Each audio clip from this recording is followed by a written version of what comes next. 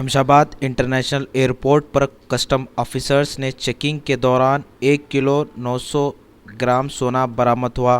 Custom officers के तफसीलात के मुताबिक अब्दुल क़ादर मोहम्मद, जो कि क़तर एयरवेज से शमशाबाद इंटरनेशनल एयरपोर्ट पहुंचा, चेकिंग के दौरान इसके पास से 1 किलो 900 ग्राम सोना बरामद हुआ।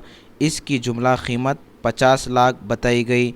इस सिलसिले में कस्टम ऑफिसर्स ने सोने को जब्त करते हुए मसरूफ़ तहक़ीक़ात है।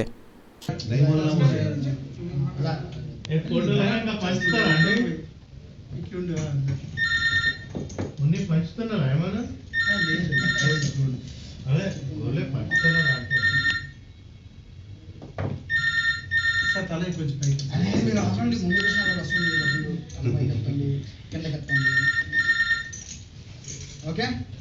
Like this, go like this. Like this. So before joining the